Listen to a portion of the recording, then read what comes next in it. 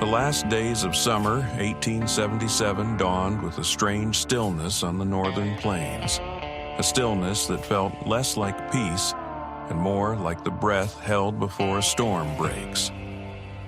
In the northern village, fear moved quietly from lodge to lodge. Families packed in the dark, scouts whispered warnings, and Crazy Horse, the thunder dreamer who had once led thousands into battle, now sat in silence, watching the world he knew slip further and further out of reach. Across the White River, soldiers gathered in the half-light. Oglala and Brule allies formed ranks. Orders tightened. Rumors hardened into plans. And in the councils of the agency chiefs, a decision took shape, one that would change Lakota history forever. In this final episode, we follow Crazy Horse through the last turning of the hoop, his final ride, his final choices, and the final hours that brought an era to its end. This is Chronicles of the Old West, Episode 10, the final episode of our series, Spirit of the Thunder People, the life of Crazy Horse.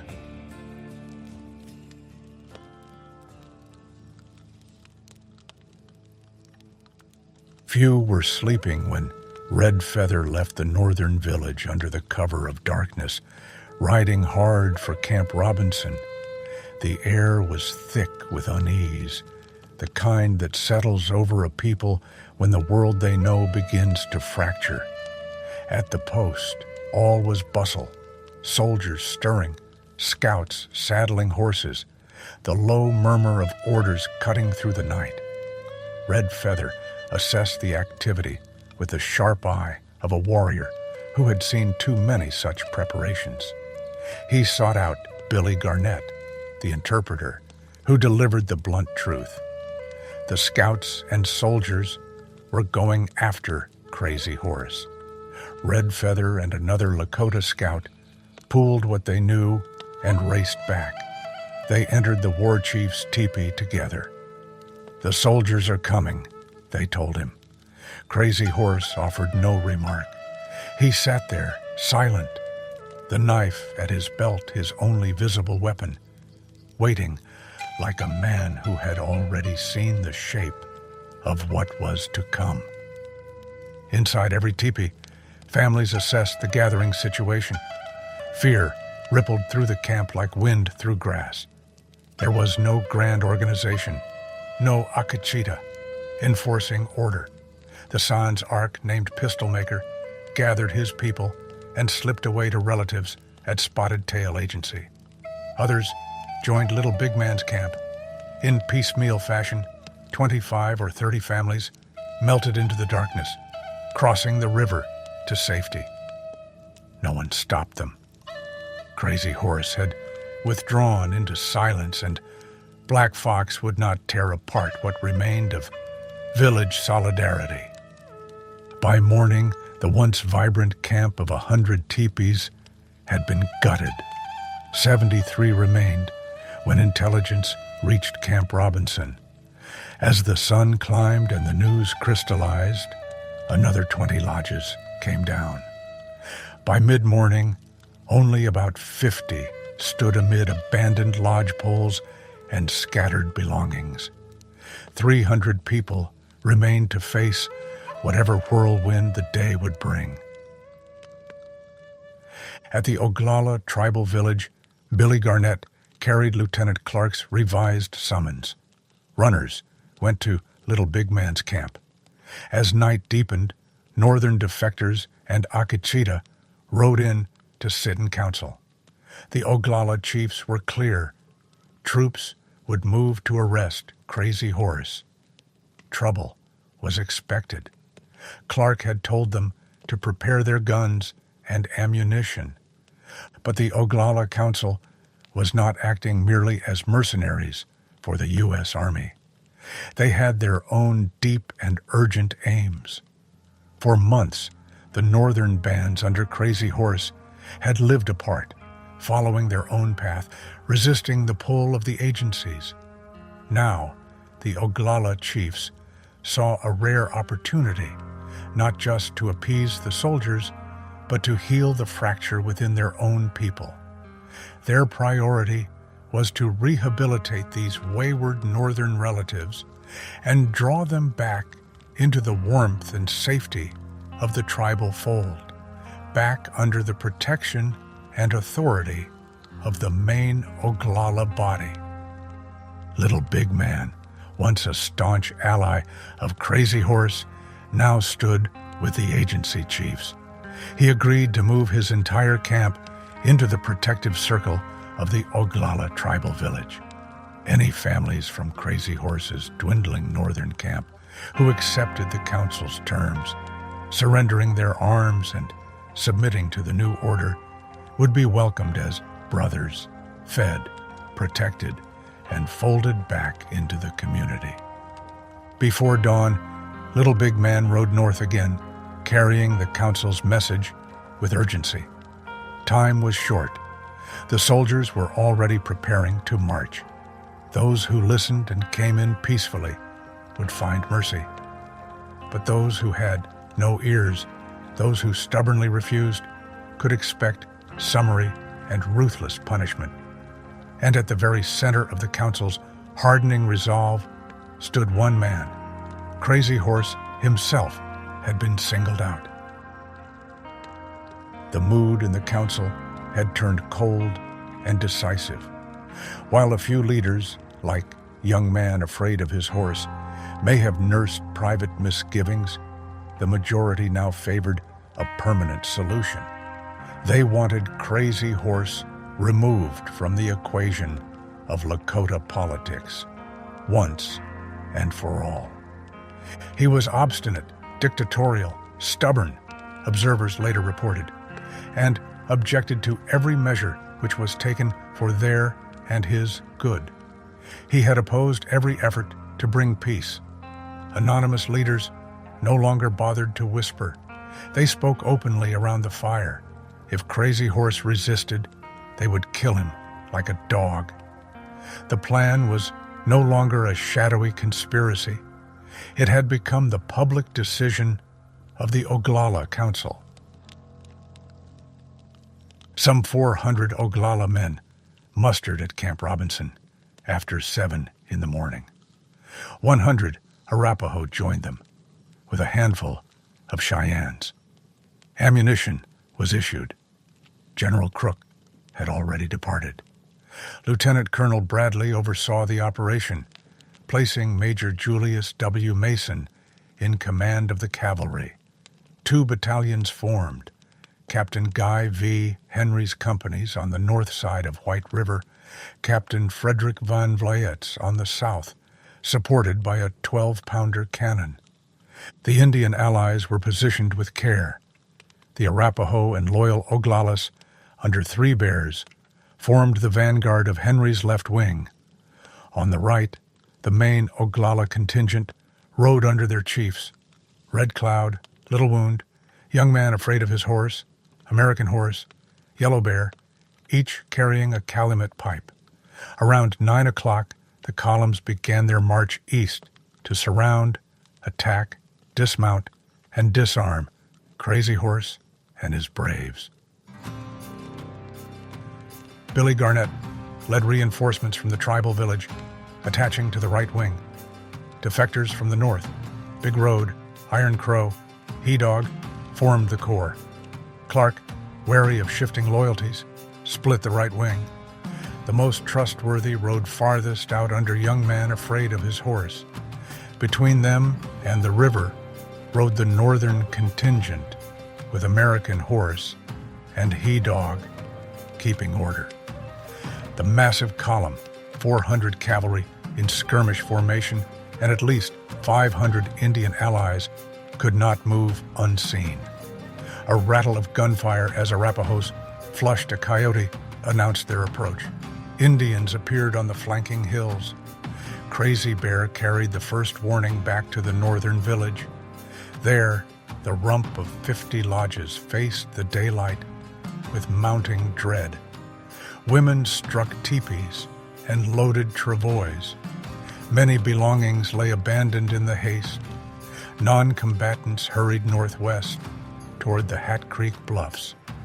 Leadership around Black Fox kept most of the men on the campground, but that was the limit of control. Crazy Horse remained inside his teepee, incommunicado.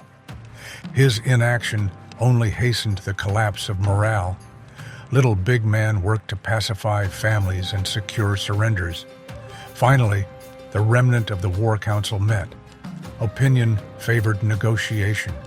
Red Feather galloped out with word that the men would give up their guns and move near Red Cloud Agency. He met the column several miles from the village. Clark sent him back with a message. Crazy Horse must do as they said. When Red Feather returned around 9:20, the war chief had been in paralyzed resignation.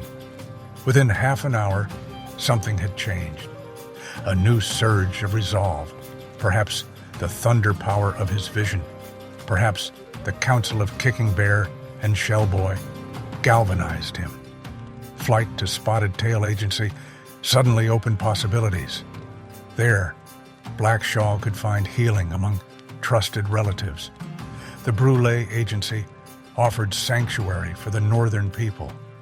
14 lodges from Fast Bull's camp had already crossed over, creating tension that might yet be turned.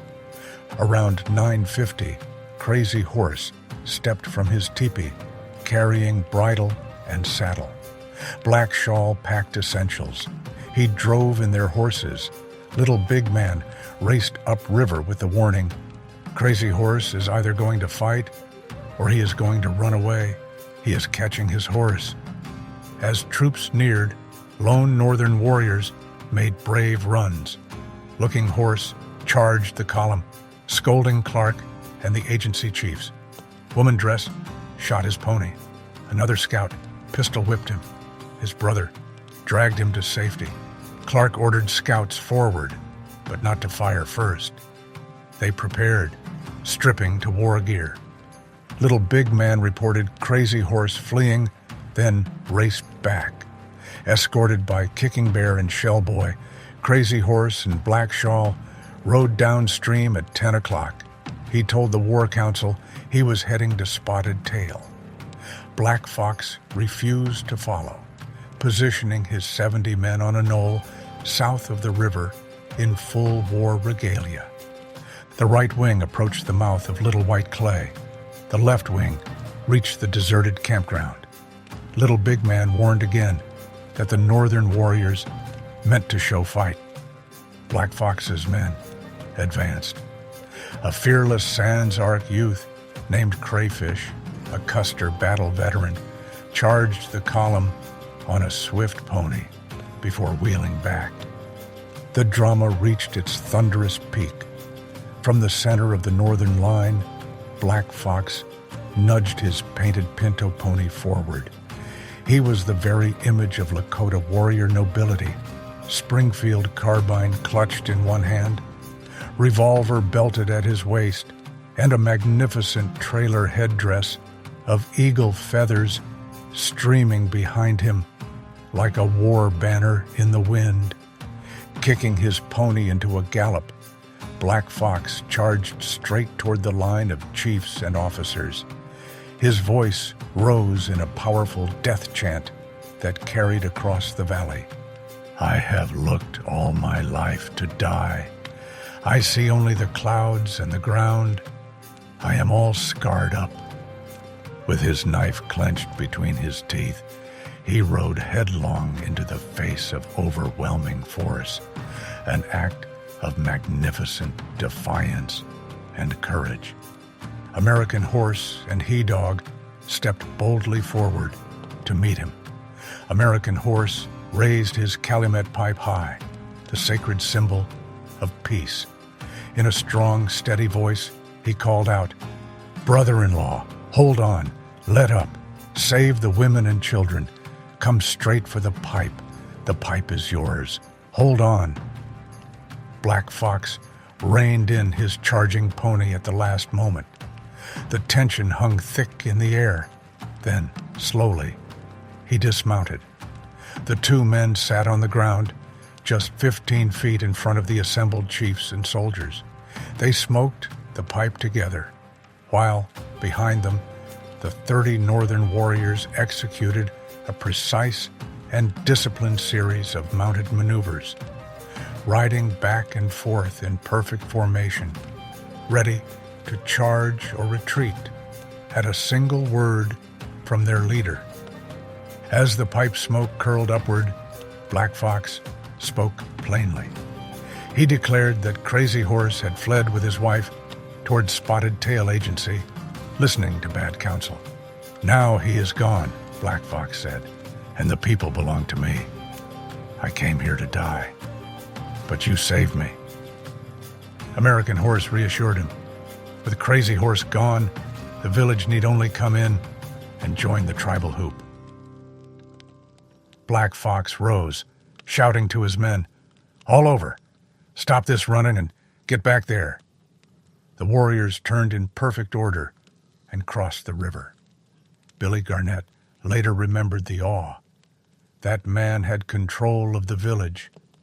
As the standoff dissolved, Crazy Horse was spotted topping a distant rise, Black Shawl in front, the three warriors guarding her. Clark sent No Flesh and 10 Kiyuksa warriors after him. No Flesh announced he intended to kill the war chief. A second party under No Water was dispatched with a $200 bounty promised for the arrest. By 11, the procession started back. Before noon, 43 lodges had surrendered and pitched in the tribal circle. Clark scribbled a note to Lee at Spotted Tail Agency. Crazy Horse had skipped out. "Have him arrested. I will give any Indian who does this $200. 45 miles east, Beaver Creek wound through pine-topped bluffs. Spotted Tail Agency and Camp Sheridan sat in a valley of more than 1,000 lodges. Agent Lee and Spotted Tail had left Camp Robinson early and arrived to find Captain Burke receiving Shedding Bear's 14 lodges. Tension mounted. News of fighting at Red Cloud Agency spread, but Roman Nose and others worked to hold the northern village steady. Around 4 o'clock, Black Crow raced in. "Crazy Horse is in the northern camp." Orders flew. Clark's courier arrived with the note. 15 or 20 Oglala scouts under No Flesh rode in, seeking assistance. Lee and Bordeaux rode to Camp Sheridan. Touch the Clouds was excited, fearing the roundup targeted his people too, but agreed to hold Crazy Horse there. Spotted Tail prepared the Brûlé villages. Burke, Lee, Bordeaux, and Surgeon Kerper started down Beaver Creek. They met messengers. Crazy Horse, Touch the Clouds, and a large party were coming. At about 5:30, they saw 300 warriors drawn up in a line of battle. War bonnets, lances, weapons brandished. 7.5 hours earlier, Crazy Horse and Black Shawl had begun their ride. Aware of pursuit, they paced their ponies wisely. Run on level and downhill, walk the climbs. The scouts exhausted their horses. No Water's mounts foundered and died. No Flesh's party closed enough for shouts, but played out as well. By 2 o'clock, the couple was free of pursuit. Crazy Horse rode into the small Oglala camp, saw Black Shawl to safety, paused at Horn Chip's lodge for intelligence, then continued to the northern village. A wild scene greeted him. Minnie Conjou and Sanzark whooping support for the man who led them against Custer. White Thunder tried to arrest him, but withdrew before overwhelming numbers. Supporters led Crazy Horse to council. A brief war council debated. Crazy Horse urged immediate flight north. Teepees came down swiftly, but Brûlé's speeches restored quiet. Black Crow rode straight into the heart of the council without hesitation. a lean, sharp-faced Brule warrior and son-in-law of Spotted Tail.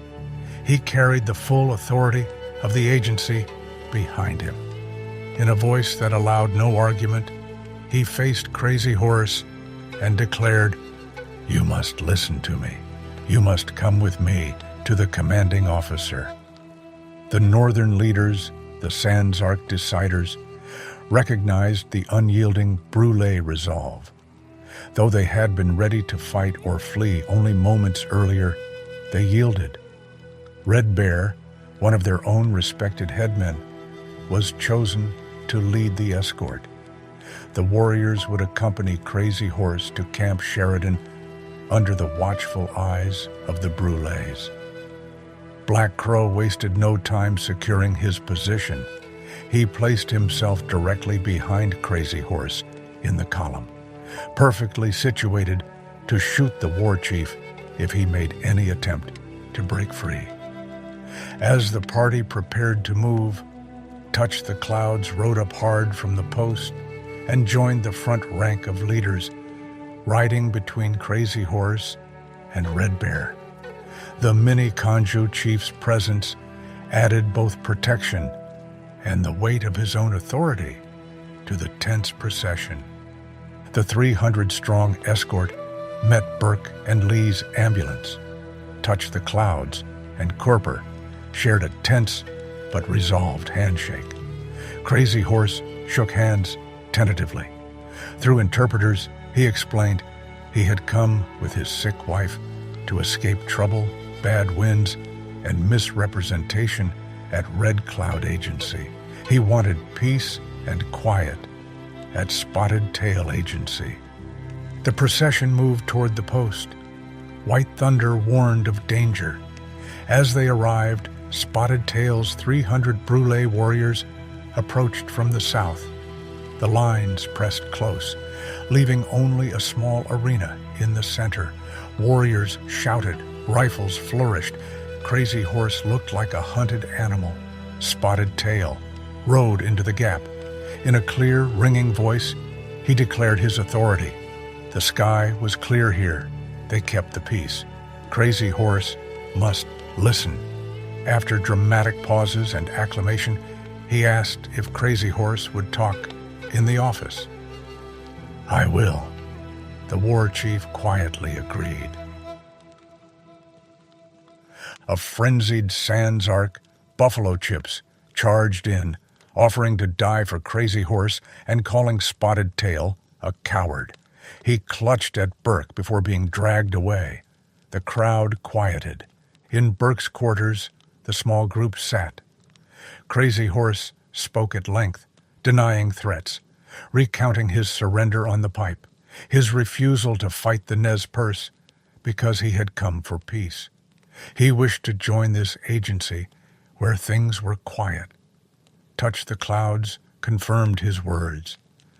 A courier brought Bradley's order to return him to Camp Robinson. Burke and Lee pledged to intercede for transfer to Spotted Tail Agency. No harm would come. He would have his hearing. With great reluctance, Crazy Horse agreed to go with Lee in the morning. He ate, cementing kinship, then was placed in Touch the Clouds' care. That night, as they rode down the valley, Crazy Horse paused at Standing Bear's teepee, recruiting relatives to accompany him. At the Miniconjou village, he was given a small teepee.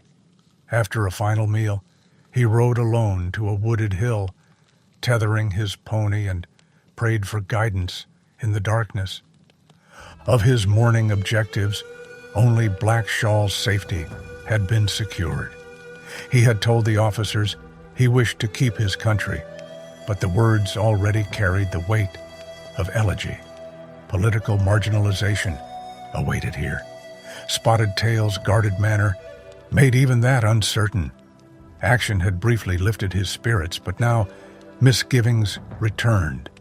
He dwelled on death with Touch the Clouds, reflecting on his visions. He sought sleep, but to his cousin it seemed Crazy Horse was looking to die. The Thunder Dreamer's final ride had carried him to the edge of sanctuary. Yet the shadows of old conflicts and new betrayals followed closely. The man who had led his people through the glory of victory and the bitterness of surrender now stood at the threshold of history's closing chapter, still guided by the powers of rock, still carrying the spirit of the thunder. Late that night, in the dim lamplight of the Camp Sheridan sutler's store, a tense council gathered. Captain Burke and his adjutant sat across from Agent Lee, the interpreters Bordeaux and Tackett, and the Brûlé leaders Spotted Tail, Swift Bear, White Thunder, and Coarse Voice. Touch the Clouds had been summoned as well. The air was thick with unease. Bradley's order had come down for an arrest, but the promises made to Crazy Horse weighed heavily on every man's conscience. Military duty clashed with honor. After long debate, they reached an uneasy agreement. Spotted Tail would organize Brûlé scouts to escort Lee and Crazy Horse to Camp Robinson the next morning. Before dawn, a courier thundered in with fresh orders from Bradley. The dispatch was blunt. Crazy Horse must be held as a prisoner and delivered under restraint. Burke read it with a heavy heart, his misgivings deepening. He replied that he would send the war chief in an ambulance accompanied by trusted scouts, Swift Bear, Touch the Clouds, and High Bear.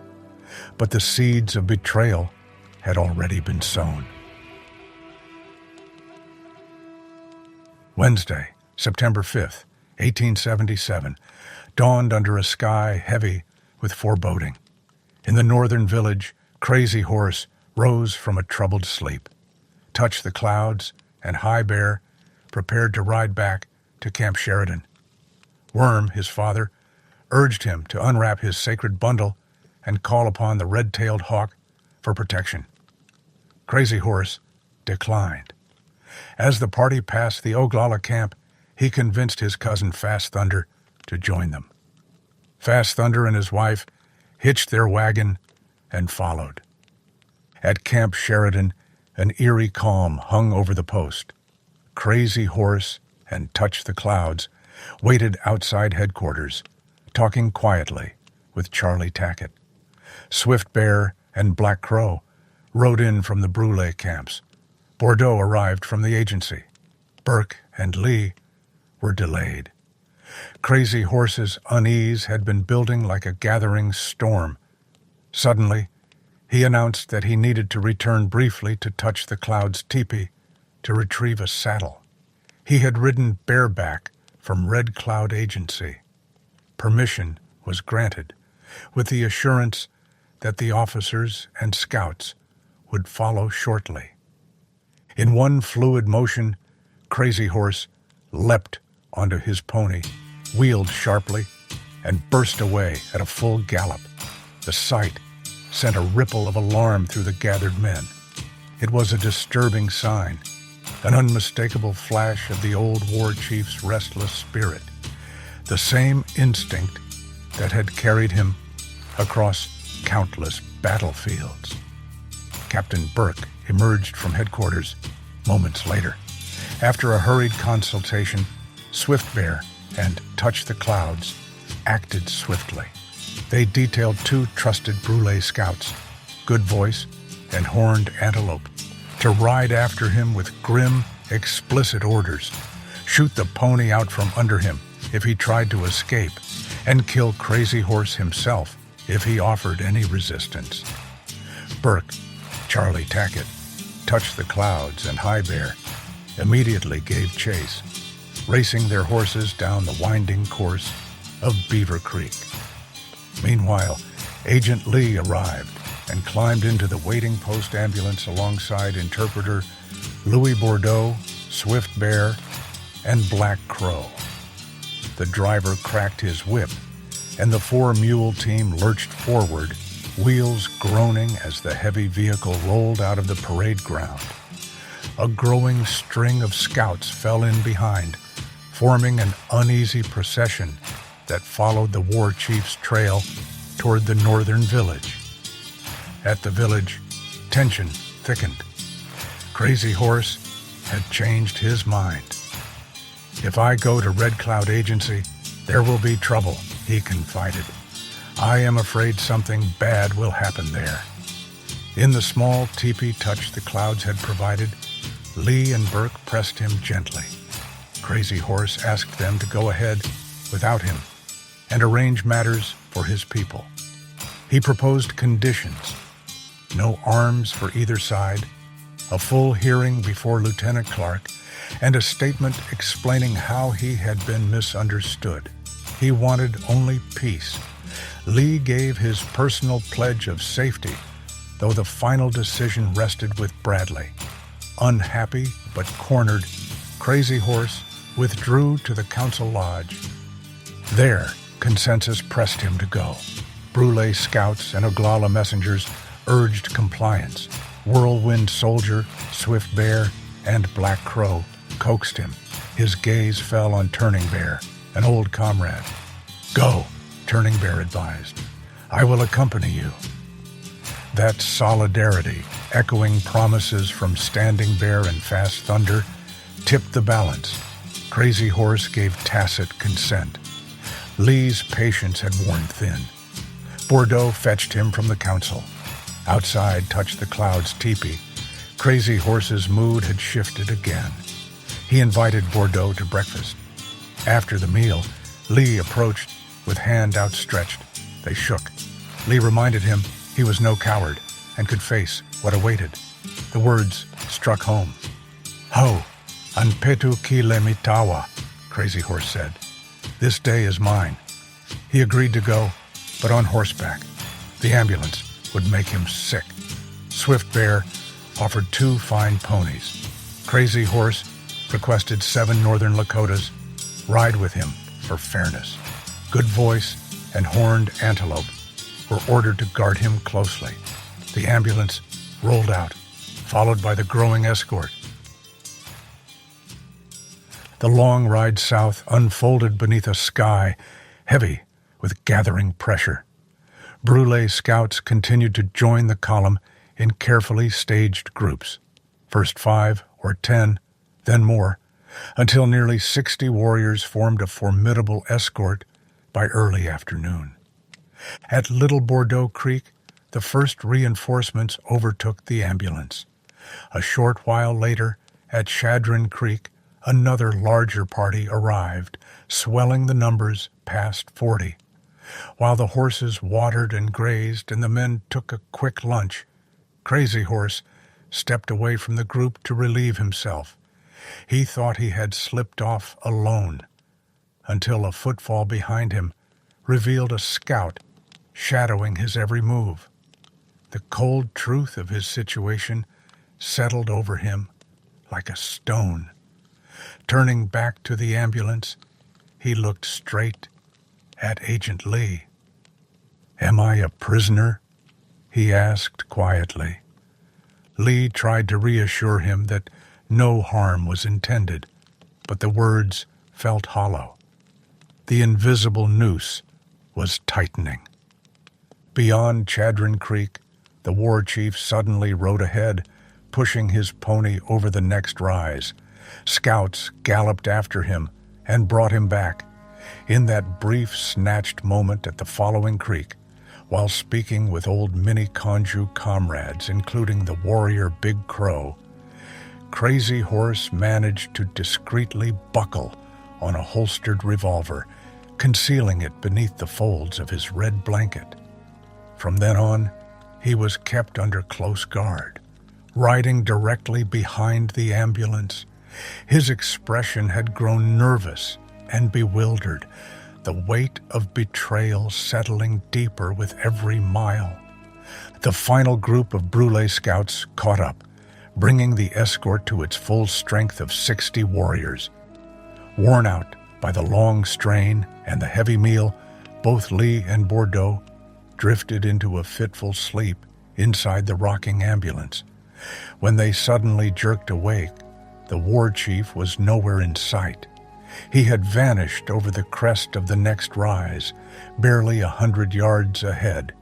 He was watering his pony, speaking with another Lakota party. The scouts brought him back. Tension crackled. Lee penned an urgent note to Clark requesting arrangements for a hearing and asking that Indians be kept off the road. Horned antelope carried it ahead. At Camp Robinson, preparations verged on frenzy. Bradley wired Crook. Clark reported the impending arrival and planned guardhouse detention, suggesting swift transport east to Fort Marion, Florida. Crook's instructions arrived.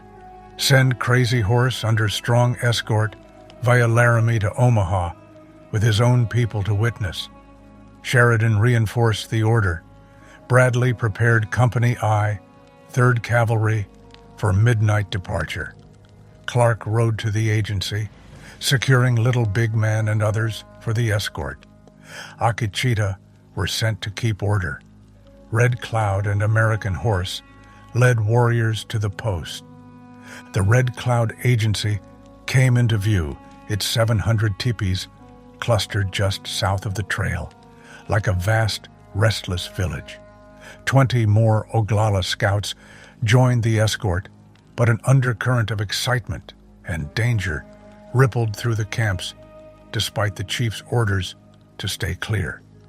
Some Oglala scouts, rifles already cocked, openly aimed at Crazy Horse as he rode behind the ambulance.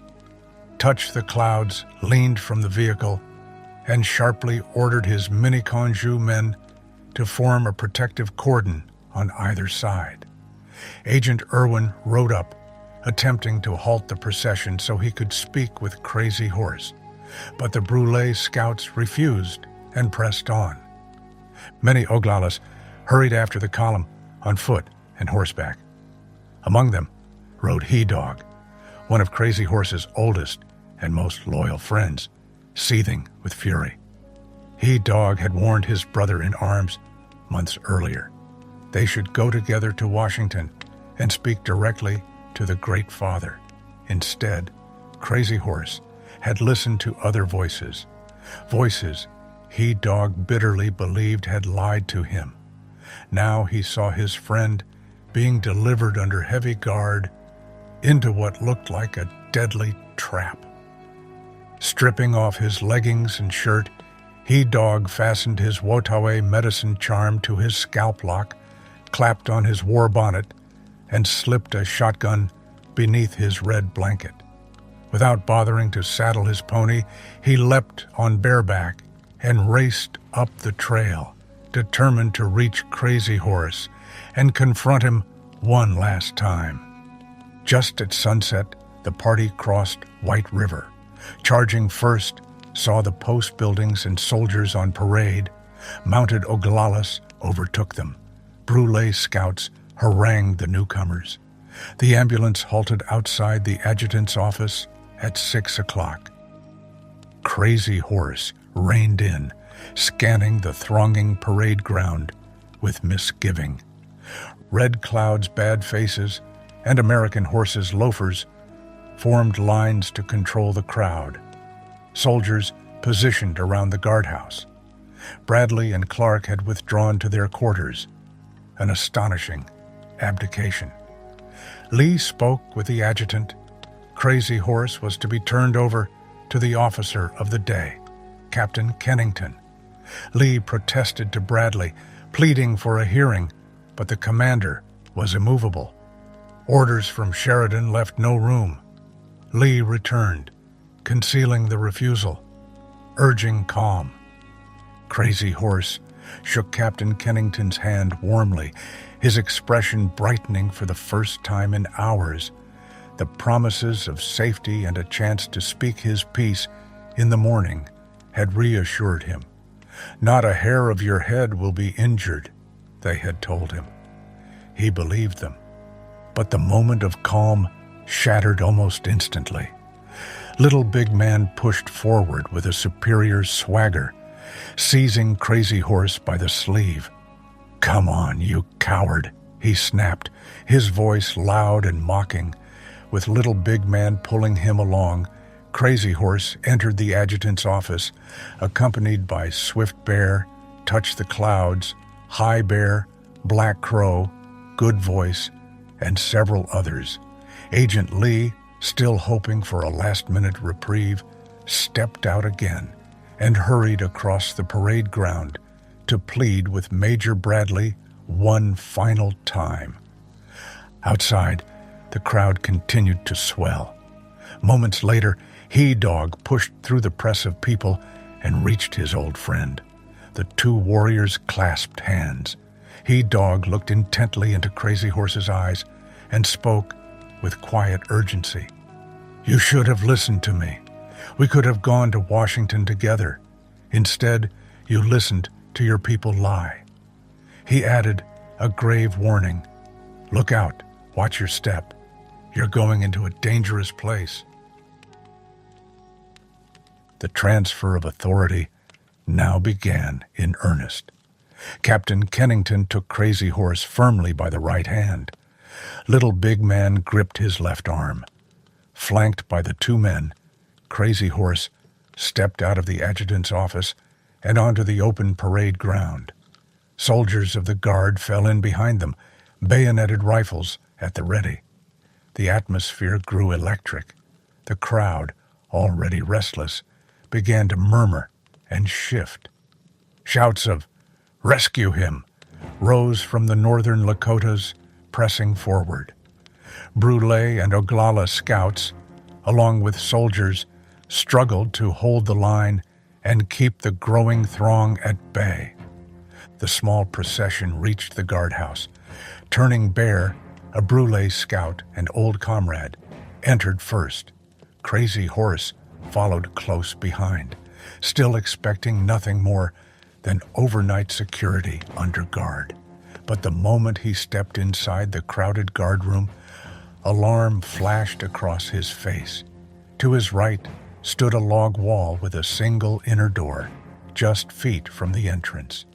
Through it, he could see the prison cell proper. Walls hung with iron shackles, several Wasatchu prisoners sitting or standing inside, some already bound in manacles and leg irons. "What kind of a place is this?" Crazy Horse demanded sharply. Turning Bear looked deeper into the dim room, and his expression changed completely. Realization and horror flashed across his face. Then, suddenly, he recoiled. "Let us go back," he urged. Without another word, Turning Bear spun around and bolted for the outer door.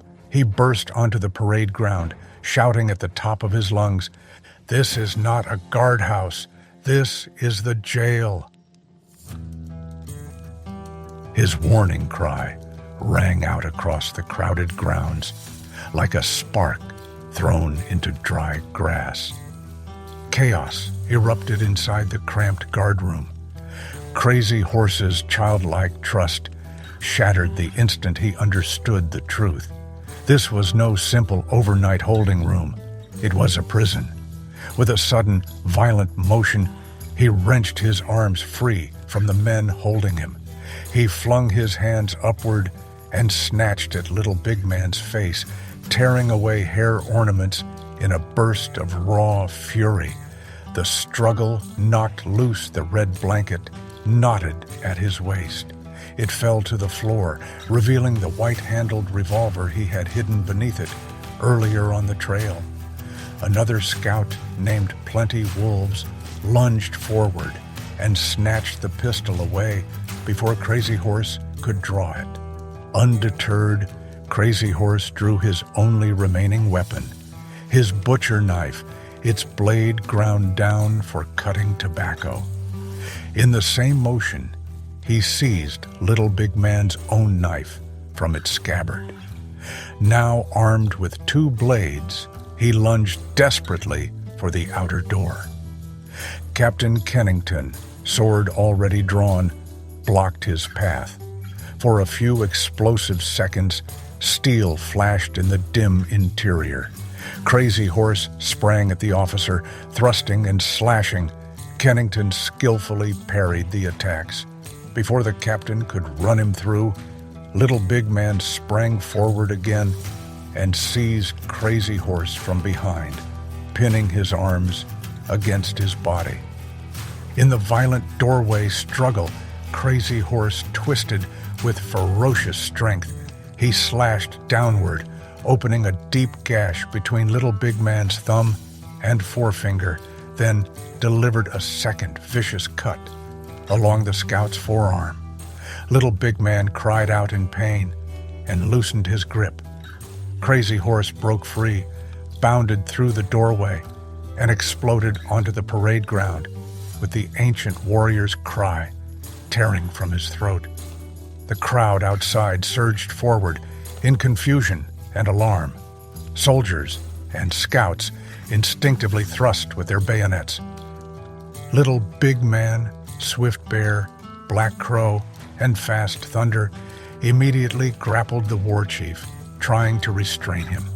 Crazy Horse tore himself free with another violent effort, but the momentum threw him staggering backward, straight into the red-bearded sentry standing guard outside the door.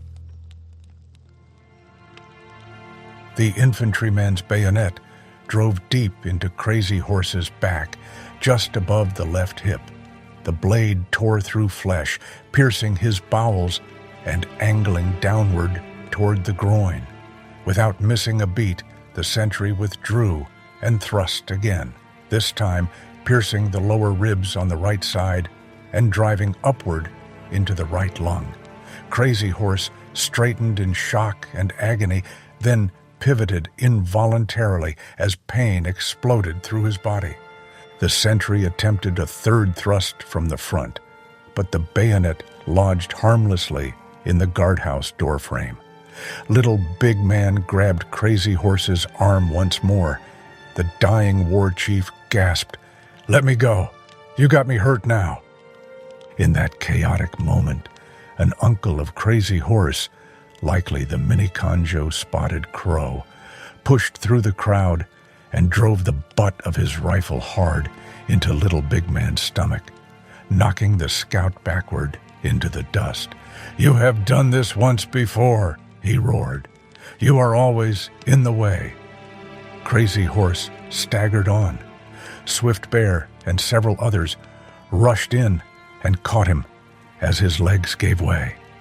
He dropped first to his knees, then collapsed fully into the dust of the parade ground.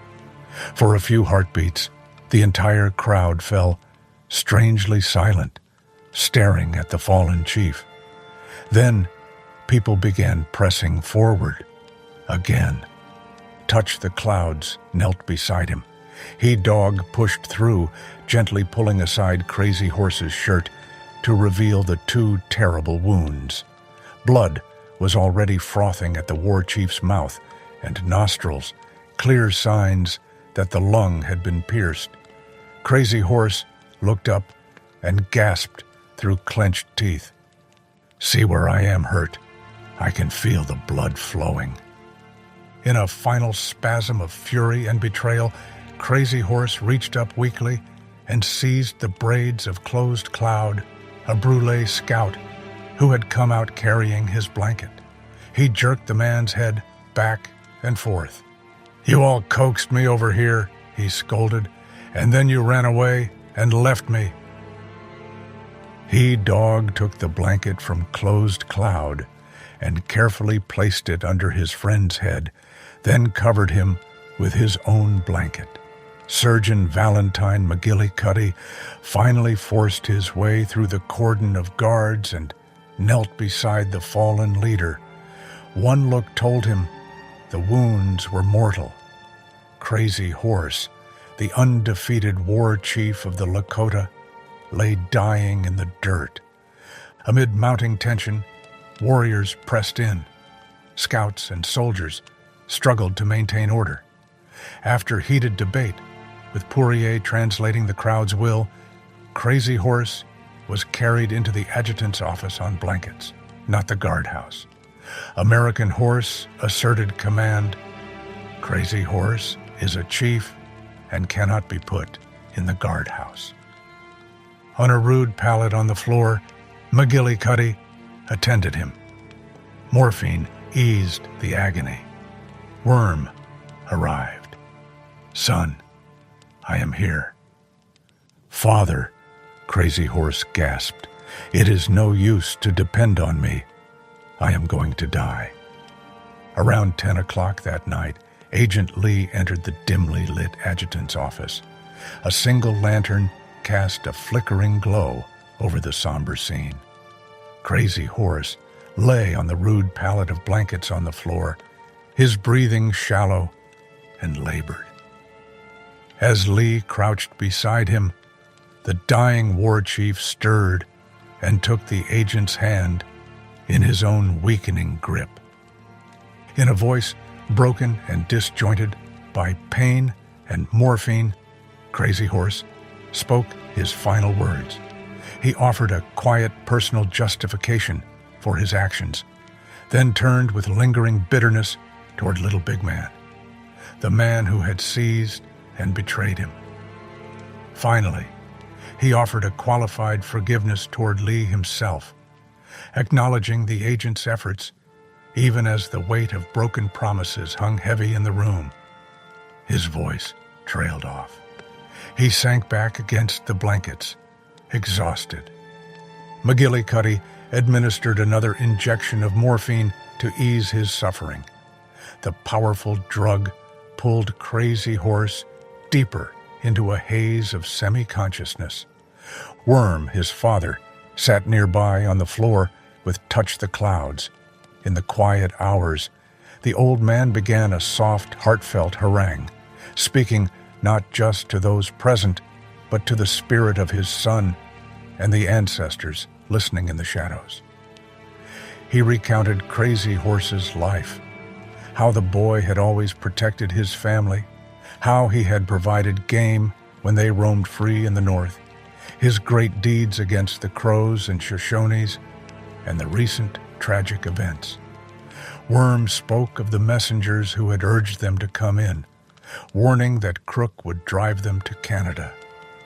He spoke of the jealousy that had taken root, how Red Cloud and Spotted Tail, along with their followers, had grown envious when Crazy Horse was given the place of honor.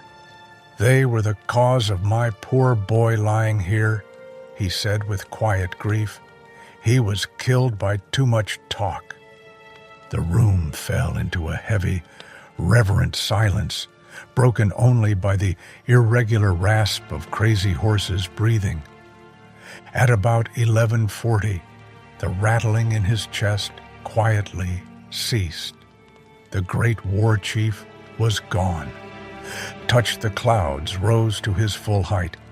He shook hands with the Wasatch officers and surgeons, then drew the blanket over his kinsman's face, hand on the still breast. "It is good," he said. "He has looked for death, and it has come." The thunder of the plains had fallen silent.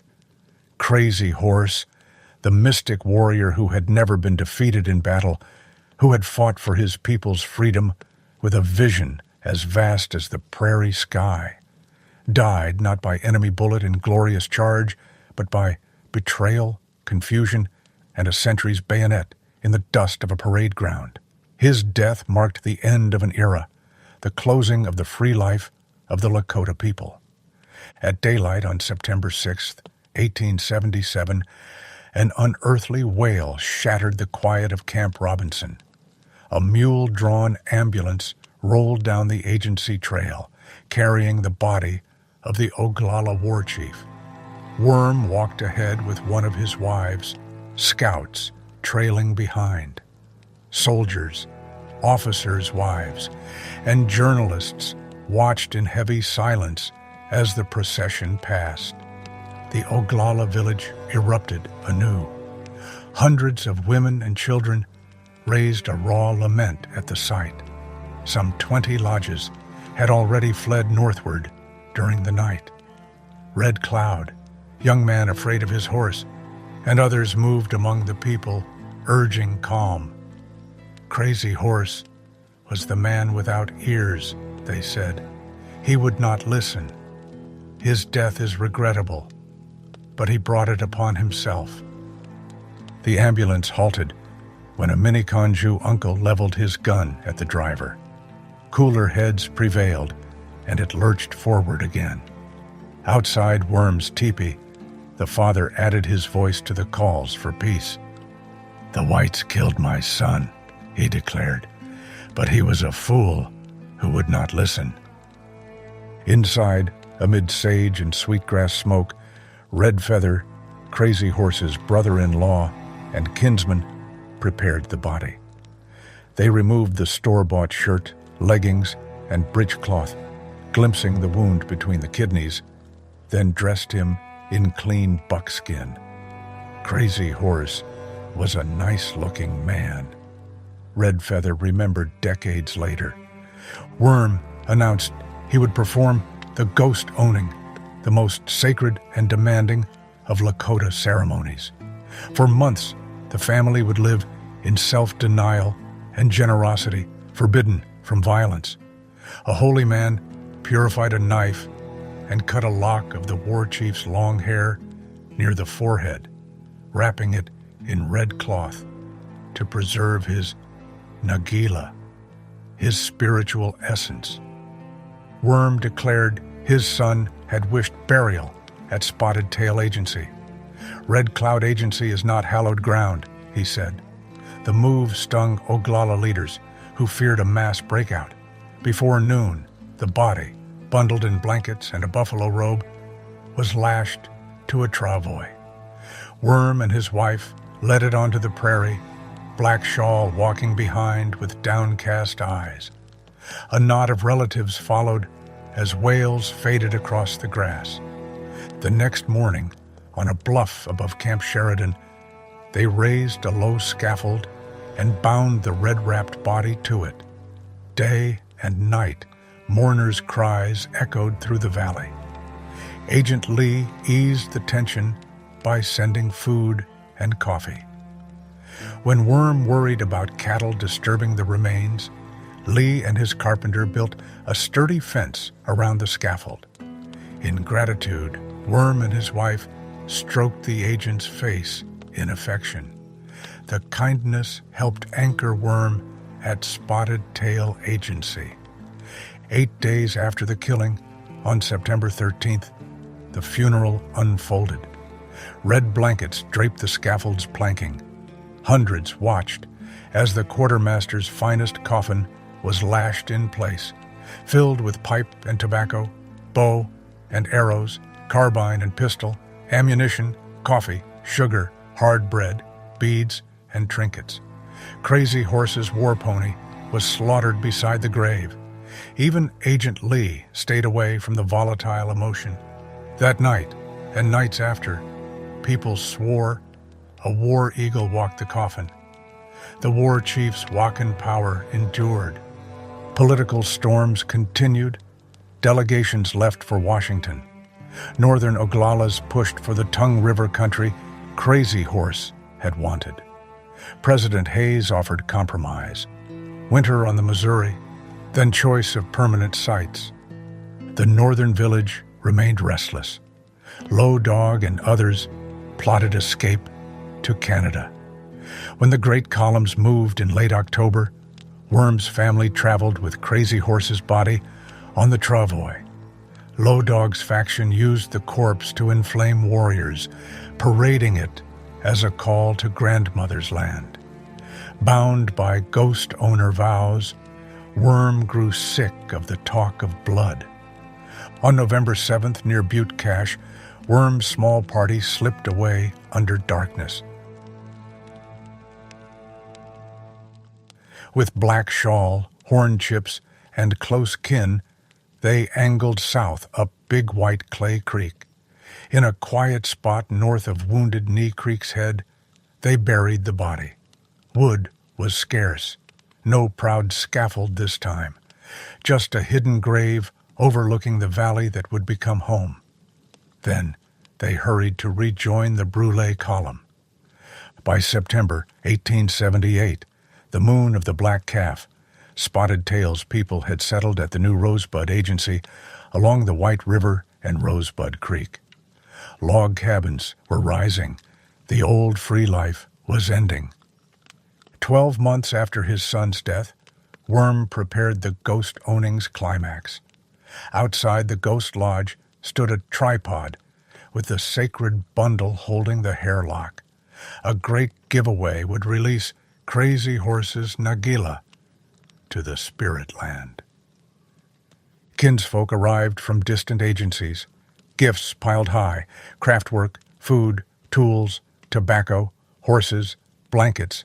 Inside the teepee, an effigy post dressed in Crazy Horse's clothes stood beside the bundle, lances and shields leaning against it. Women embraced the post in farewell, offering meat and cherry juice poured into the earth. After the pipe, the holy man addressed the soul, telling it of the great journey ahead. Worm embraced the bundle. When the hairlock was revealed, fresh wails rose. Songs of gratitude filled the lodge, honoring the sacred duty of generosity. The gifts, infused with the war chief's spirit, were given to relatives and the poor. Women cut up the Ghost Lodge, sharing the covers. The holy man led a procession out, bearing the hairlock high. 3 times he gestured forward. On the 4th, the motion felt final. Worm lifted his pipe in salutation. Through grief, perhaps, came a spark of peace. His son no longer needed this troubled earth. The Nagila was free. Crazy Horse was gone. Yet his shadow did not fade. It lingered long over the Lakota people, fractured by loss, heavy with grief, yet unbowed and enduring. He had never bent the knee to broken treaties. He had never sold the sacred Black Hills. He had ridden through the smoke of 100 battles, a whirlwind of defiance, only to fall at last by the hands of his own confused and frightened people. But death could not cage the man who had once declared, "It is a good day to fight. It is a good day to die." In the years that followed, as teepees gave way to log cabins and the buffalo vanished from the earth, the old warriors and the young survivors carried fragments of his fire. They spoke his name in low voices around winter fires. They taught their children the old songs. They remembered the strange, quiet man with the far-seeing eyes who had fought not for glory, but for the right of his people to live free upon the land the great mystery had given them. The war chief's body rested in secret, but his spirit rode the wind. It whispered in the thunder that rolled across the Black Hills. It endured in the stubborn heart of a people who had refused to vanish. And so, his name lives on.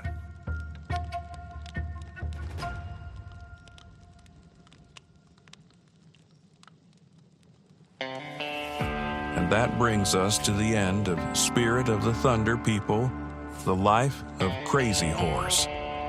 This entire series has been a dramatized retelling grounded in real people, real places, and real events. From the Powder River Country to the White River agencies, we've worked to honor the historical record while shaping a narrative that lets us feel the human weight of these moments. The triumphs, the fractures, the visions, and the quiet tragedies that shaped the life of the Thunder Dreamer. Certain details have been adapted for clarity and dramatic flow, but the heart of the story remains rooted in documented accounts and the lived experiences of the Lakota and their allies. Crazy Horse's journey does not end neatly, nor does it resolve the tensions that defined his world. His life and his death stand as a testament to a people fighting to hold on to their land their dignity, and their way of being in a world that was closing in around them. His story continues to echo across the plains, carried in memory, in song, and in the enduring spirit of the Lakota Nation. If this series has moved you, challenged you, or deepened your understanding of this history, we invite you to leave a rating and review on Apple Podcasts, Spotify, or wherever you're listening. Your support helps us bring more of these stories to life and ensures that the voices of the past continue to be heard. Thank you for walking this road with us, through battle smoke and council fire, through visions and betrayals, through the rise and fall of one of the most enigmatic figures in American history. For now, we close the circle. Be sure to join us for future series on Chronicles of the Old West.